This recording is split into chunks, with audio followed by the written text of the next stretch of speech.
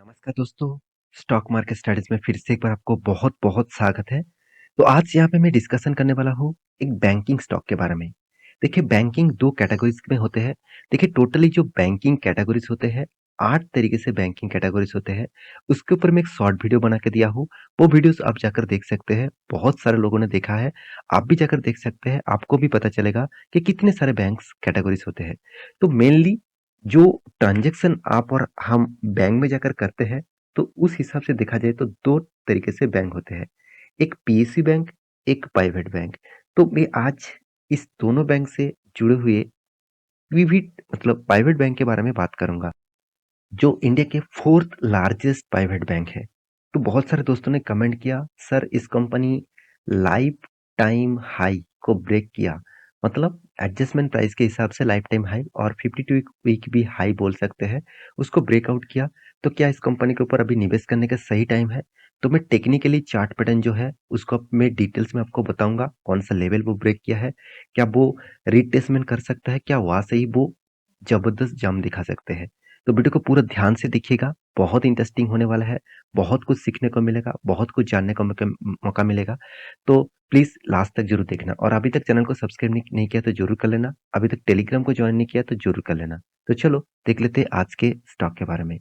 तो कंपनी का नाम है क्या? Axis bank. तो एक्सिस बैंक आप सभी जानते हैं, ये एक प्राइवेट बैंक है और अभी एक्चुअली देखा जाए तो ये जो बैंक है वो टोटली एक फाइनेंशियल के ऊपर काम करते हैं, एक बैंकिंग के हिसाब से काम करते हैं।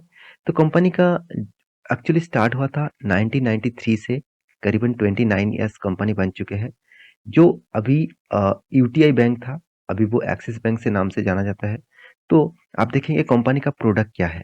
बैंकिंग, यहाँ पे देखिए commodities, credit cards, equities trading, साथ ही साथ इन्वेस्टमेंट मैनेजमेंट, यहाँ पे mortgage loan, mutual funds, private equities, risk management, health wealth management, asset management, तो इस तरीके से प्रोडक्ट के वो काम करते हैं। इसका मतलब कंपनी स्टॉक ब्रोकिंग के साथ भी जुड़े हुए हैं, साथ ही साथ बैंकिंग के साथ भी जुड़े हुए हैं। इंडिया में मेजर जो सेक्टर है, उनमें से सबसे ज़्यादा जो बड़े सेक्टर है वो है बैंकिंग सेक्टर। तो उनमें से ही जुड़े हुए कंपनीज़ है। तो अभी देखना है इस बैंक में कितना ग्रोथ है एज़ ए फ्यूचर में इस कंपनी कितना ग्रोथ कर सकते हैं। तो चलो उसी के बारे में डिस्कशन यहाँ पे कर लेता हूँ। तो सबसे पहले कंपनी का हिस्ट्री देखा जाए तो कंपनी 1993 में यूटीआई बैंक से जाना जाता था। आज वो बैंक कौन-सा नाम में जाना जाता है? एक्सिस बैंक से नाम से जाना जाता है। तो तो तो यूटीआई का मतलब क्या होते थे? आप देख सकते हैं यूनिट ट्रस्ट ऑफ इंडिया, जो देखा जाए तो एक बैंकिंग के नाम से जाना जाता था, तो आज वो एक्सिस बैंक से जाना जाता है। तो इस बैंक का टोटली जो मतलब फिगर आउट है, आपको मैं दिखा दूँ, तो अप्रॉक्सिमेटली आप देखेंगे तो 12,900 से भी ज़्यादा इसका एटीएम्स है। 4,000 करीबन से भी ज़्यादा 4,000 5,000 करीबन से ज़्यादा भी इसका टोटल कस्टमर पॉइंट है, मतलब इसका ब्रांचेस है। तो कंपनी टोटली 13,200 स्क्वायर फुट के एरिया में कंपनी का बिज़नेस है। साथ ही साथ कंपनी देखा जाए तो बिज़नेस को जिस तरीके से फैला के रखा, वो सिर्फ़ इंडिया में नहीं, बाहर के इंटरनेशनल लेवल में है। जैसे सिंगापुर हो गया, हांगकांग हो गया, दुबई हो गया, तो इस तरीके से जगह पे भी कंपनी का बिज़नेस प फैला के रखा है। जो साथ ही साथ आप देखेंगे तो कंपनी ढाका मतलब बांग्लादेश, दुबई, शारजाह, साथ ही साथ अबू दुबई, इस तरीके से जगह में भी कंपनी का बिज़नेस चलता है। साथ ही साथ यूनाइटेड किंगडम मतलब यूनाइटेड किंगडम में भी कंपनी का बिजनेस चलते हैं। तो कंपनी का सिर्फ रिटेल का बिजनेस नहीं, कंपनी का देखा जाए तो कॉर्पोरेट बिजनेस भी है। आप देख सकते हैं रिटेल बैंकिंग, कॉर्पोरेट बैंकिंग, साथ ही साथ आप देखेंगे तो इंटरनेशनल बैंकिंग, इस तीनों के ऊपर कंपनी काम करते हैं। तो कंपनी का जो डिटेल्स है वो आपके सामने मैं डिस्कस किया हुआ हूँ। अभी बाकी डिटेल्स मैं आपको कंपनी के फंडामेंटल या फाइनेंशियल डिटेल्स में दिखा दूंगा। तो सबसे पहले मैं कंपनीज़ के कुछ पॉइंट्स आपके साथ शेयर करूँगा। देखिए कंपनी का मार्केट कैप के हिसाब से कंपनी 2,90,000 करोड़ के आसपास इसका मार्केट कैप बन चुका है। पी रेशियो मुझे बेस्ट लेवल में देखने को मिला और कंपनी डिविडेंड यील्ड भी 11% के आसपास है। प्रॉफिट ग्रोथ बहुत शानदार है। Return of equity, return of capital employed भी एक एवरेज लेवल में देखने को मिला। अर्निंग पर शेयर भी 55 रुपीज़ के आसपास है, बहुत अच्छा खासा है। सबसे जो पर चीज़ मुझे अच्छा लगा वो है सीएआर परसेंटेज। तो सीएआर परसेंटेज क्या होता है कैपिटल एडुकेसी रेशियो। तो कैपिटल एडुकेसी रेशियो क्या होते हैं? मान के चलिए रिजर्व बैंक ने बता दिया कि 9% के ऊपर आपका पास फंड होना चाहिए, मतलब पैसा होना चाहिए। क्योंकि कस्टमर कभी भी आपके पास से पैसा विथड्रॉ करना चाहेंगे, तो इसीलिए आप पूरा के पूरा पैसा एज ए लोन के हिसाब से, एज ए इन्वेस्टमेंट के हिसाब से निवेश नहीं कर सकता। तो इसीलिए 9% के आसपास आपके पास फंडिंग होना चाहिए। मगर बैंक ने कितना रखा? 18.54% के आसपास। तो 9 से भी ज़्यादा रखा, डबल से भी ज़्यादा रखा, तो एक खासियत ज़रूर बनेगा। तो कंपनी का टोटल जो डिटेल्स है, मैं वो भी आपको दिखा दूँ।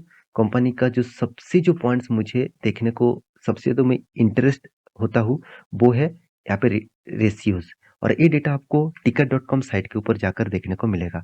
आप देख सकते हैं कंपनी का कैपिटल ऑफ एडुकेसी रेशियो, साथ ही साथ सबसे जो पॉइंट्स मुझे अच्छा लगा कंपनी का एनपीए, मतलब नॉन परफॉर्मिंग एसेट। तो बैंक ने कितना परफॉर्मेंस लोन के हिसाब से बांटा और वो लोन वापस नहीं आया, उसके परसेंटेज के हिसाब से देखा जाए तो कंपनी का परसेंटेज यहाँ पे कम हो चुके हैं। मतलब जितना कम होंगे उतना ही खास है, खास बनेंगे कंपनी के लिए। पैग रेशियो भी 1 रुपये मतलब 1 के नीचे होना चाहिए। तो हमेशा बेस्ट माना जाता है 0.50 के नीचे अगर हो तो ऑब्वियसली 0.17% के आसपास है, अच्छा खासा लेवल में देखने को मिला। कॉस्ट ऑफ लाइबिलिटीज भी कम है। इसका मतलब कंपनी को कितना लाइबिलिटीज है, कितना पैसा देना पड़ेगा। देखिए जितने सारे लोग सेविंग अकाउंट्स में, करंट अकाउंट्स में, सॉरी, सेविंग अकाउंट्स में, और मतलब देखा जाए तो saving accounts and current accounts में जितने सारे पैसे रखा है, एफडी में जितने सारे पैसे रखे हैं, तो वो पैसा उसको तो देना पड़ेगा इंटरेस्ट के हिसाब से। तो वो इंटरेस्ट जो देना पड़ेगा उसका परसेंटेज एज ए लाइबिलिटी के हिसाब से देखा जाए तो बहुत कम है। तो कंपनी के बहुत ज़्यादा खासियत है, मुझे जरूर देखने को मिला। तो कंपनी में यही खासियत के कारण, सॉरी यहाँ पे एक्सिस बैंक दिखाना भूल गया, तो चलो यहाँ पे आप देख सकते हैं। तो इसी यही खासियत के कारण कंपनी में मुझे कुछ पॉइंट्स अच्छा लगा, मगर कुछ पॉइंट वीकनेस भी है। जैसे आप देखेंगे कंपनी का जो डेटोस डे है यहाँ पे 0 दिखा रहा है, तो मतलब यहाँ पे कुछ उम, मतलब कैलकुलेट नहीं कर पाया। तो कंपनी का जो पॉइंट्स वीकनेस है वो है मार्केट कैप टू सेल्स। 1 रुपया कमाने के लिए कंपनी को 3.81 रुपीज़ पेमेंट करना पड़ रहा है। तो साथ ही साथ कंपनी का प्रॉफिट एंड लॉस के बारे में बात करूँ तो कंपनी कंटिन्यूअसली प्रॉफिट को मेंटेन कर रहा है। फिर 2018 में कंपनी ने बहुत कम प्रॉफिट किए थे, 20 में भी कंपनी कम प्रॉफिट किए थे। तो कंपनी का प्रॉफिट रेशियोज हमेशा ग्रोइंग मोड में है। बीच में कंपनी का प्रॉफिट रेशियोज डाउन में हो गया था, फिर इसमें वो रिकवरी भी किया है। तो कंपनी का बैलेंस शीट के बारे में बात करें तो कंपनी कंटिन्यूअसली खुद का रिजर्व को मेंटेन कर रहा है और कर्जे भी दिन के दिन बढ़ते जा रहा है। पहले तो 2 लाख करीबन 15,000 करोड़ के कर्जा था, आज वो कर्जा बढ़ के हो गया 10 लाख करोड़ के आसपास। तो कितना बड़ा कर्जा कंपनी लेके रखा आप सोच सकते हैं। तो कंपनी का कैश फ्लो के बारे में बात करें तो कंपनी पहले नेगेटिव में कैश फ्लो दिखा रहा था, आज वो कंटिन्यूअसली पॉजिटिव कैश फ्लो को मेंटेन करता है। तो इन्वेस्टर के बारे में बात करूँ तो देखिए प्रोमोटर के पास तो उतना ज़्यादा होल्डिंग नहीं है। तो आप कहेंगे सर प्रोमोटर के पास इतना होल्डिंग नहीं है, तो मैं क्यों निवेश करूँ? देखिए कुछ बैंकिंग कंपनी में आपको प्रोमोटर ज़्यादा नहीं देखने को मिलेगा। बहुत सारे बैंक्स हैं जहाँ पे तो प्रोमोटर ही नहीं है। तो ऐसा कौन-सा बैंक है जहाँ पे प्रोमोटर नहीं है? मुझे कमेंट ज़रूर करना। तो यहाँ पे देख सकते हैं एफआईएस के पास सबसे ज़्यादा होल्डिंग है, डीएस के पास भी होल्डिंग है और पब्लिक के पास भी होल्डिंग है। तो इतनी ज़्यादा इन्वेस्टर क्यों इन्वेस्ट कर रहा है? मतलब एफआईएस और डीएस क्यों निवेश कर रहा है? आप ध्यान से देखेंगे तो कंपनी ने आपको जो रिटर्न दिया वो एक अच्छा खासा रिटर्न है। 15% के आसपास एवरेजली आपको रिटर्न मिला, 12 से 15% के आसपास। यही तो वो चाहते हैं, उसको सिर्फ 12 से 15% ही रिटर्न मिले वही काफ़ी है। क्योंकि वो जिससे पैसा उठाया है, जो म्यूचुअल फंड जो लोग करते हैं उसको जो पैसा उठाया है, उसको देना पड़ता है 10 से 12% के आसपास। तो उसको अगर 15% 3% भी रहे ना, तो वो भी बहुत बड़ी बात होती है। तो कंपनी में बहुत सारे पॉइंट्स पॉजिटिव भी है, बहुत सारे पॉइंट्स वीकनेस भी है, जैसे सेल्स ग्रोथ, कंपनी के रिटर्न ऑफ इक्विटी वीकनेस में देखने को मिला है। तो कंपनी के चार्ट पैटर्न के बारे में बात करूँ तो बहुत इंटरेस्टिंग चीज़ आपको देखने को मिलेगा।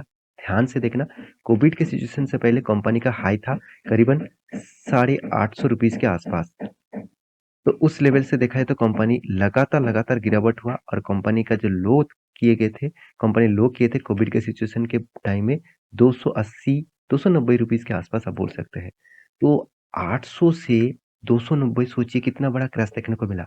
मगर कंपनी रुके नहीं, फिर से रिकवरी किया और बहुत शानदार एक ब्रेकआउट दिया, क्योंकि यहाँ पे एक बहुत बड़ा सप्लाई ज़ोन के साथ-साथ रेजिस्टेंस भी था और उसको जब तोड़ा, मैं बहुत बार आपको बोल चुका हूँ, जब कोई स्टॉक खुद का रेजिस्टेंस तोड़ रहा है, खुद का सप्लाई ज़ोन तोड़ रहा है, एंटर मत होना, एंटर मत होना, एंटर मत होना। आप कहेंगे सर क्यों? तो क्यू के मतलब क्या है? यहाँ पे जो ब्रेकआउट है, यहाँ पे जो ब्रेकआउट है, उस ब्रेकआउट से देखा जाए तो कंपनी ने फॉल्स ब्रेकआउट दिया। क्योंकि देखिए उसके बाद रिट्रेसमेंट भी हुआ, क्योंकि बहुत सारे लोग हाँ, कहेंगे सर मैं तो एक मतलब स्टॉप लॉस यहाँ पे रखा हूँ, swing trading, short term trading के लिए। हाँ, आपका स्टॉप लॉस भी ठीक-ठाक ही है। मगर यहाँ पे मैं ज़रूर कहूँगा इस तरीके से ब्रेकआउट के ऊपर कभी भी एंटर मत होना। मैं आपको हमेशा कहा हूँ, कोई भी ब्रेकआउट फिर से अगर रिट्रेसमेंट दिखाए और फिर से वो हाई वॉल्यूम के साथ ही रिट्रेसमेंट दिखाए, तब आप एंटर हो जाना। तो देखिए यहाँ पे एंटर होने का बेस्ट पॉइंट यहाँ पे था, हमारा जो टेलीग्राम ग्रुप है प्रीमियम का, वहाँ पे कॉल दिया गया है, इसके ऊपर बाय दिया गया है और अभी जो टारगेट है वो वहाँ पे ही आपको देखने को मिलेगा। बहुत शानदार एक रैली देखने को मिलेगा यहाँ पे। तो आशा करता हूँ सारी जानकारी आपको मिल चुका है। मेरे वीडियो कैसा लगा जरूर कमेंट करना। इसी तरीके से कंटिन्यूअसली वीडियो पाने के लिए चैनल को सब्सक्राइब भी करना। और ये टोटली वीडियो एडुकेशन पर्पस में था, कोई बाय एंड सेल का रिकमेंडेशन नहीं था। तो एक बार रिसर्च करना, उसके बाद निवेश करना। मिलते हैं नेक्स्ट नया स्टॉक लेके, तब तक के लिए अच्छे से रहिए, अपने ख्याल रखिए। Bye bye.